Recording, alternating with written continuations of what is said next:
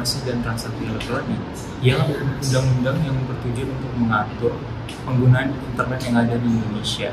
Nah, mengatur ini bersifat penggunanya alat elektroniknya beserta juga tata krama yang ada di dalamnya. Nah, singkatnya, Undang-Undang ITE ini digunakan atas jawaban dari maraknya globalisasi yang terjadi di sekarang ini.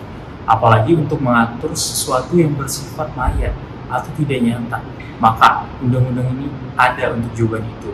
Nah, selanjutnya kelompok kami akan membahas salah satu pokok masalah yang ada di UU ITE, yaitu tentang ujaran kebencian.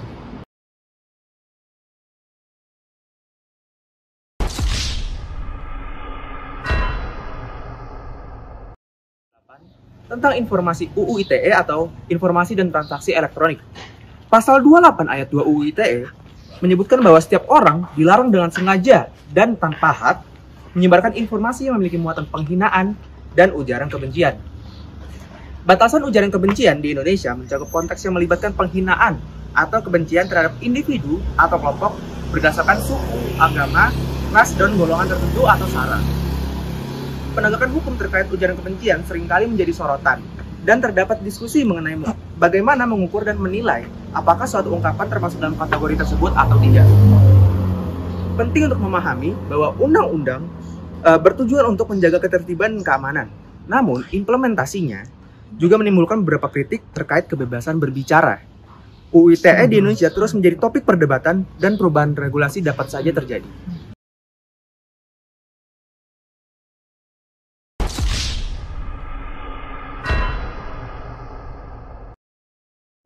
Pelaku dari ujaran kebencian itu sendiri. Tindakan provokatif berupa ujaran kebencian beserta sanksi serta hukumnya sudah tertuang dalam undang-undang sehingga konsekuensinya berlaku secara hukum. Pelanggaran hukum tersebut tertuang dalam Undang-Undang Nomor 11 Tahun 2008 Pasal 45A ayat 2, di mana dijelaskan bahwa setiap orang yang bermaksud untuk menyebarkan kebencian akan dipidana paling lama 6 tahun dan denda paling banyak sebesar 1 miliar.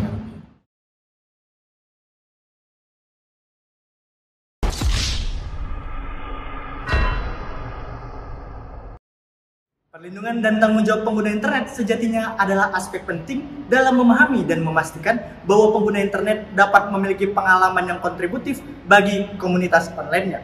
Di mana tanggung jawab pengguna internet meliputi yang pertama, menjaga keamanan data pribadi, dan yang kedua, memiliki kesadaran cyberbullying. Yang ketiga, memahami hak cipta dan etika berkomunikasi. Yang keempat, menerapkan anti cyberbullying. Yang kelima, menghargai privasi. Dan yang keenam, berbagi informasi yang benar. Dengan menerapkan tanggung jawab bagi pengguna internet ini, diharapkan para pengguna internet dapat berkontribusi positif dan dapat berinternet secara positif, secara aman, dan secara beretika.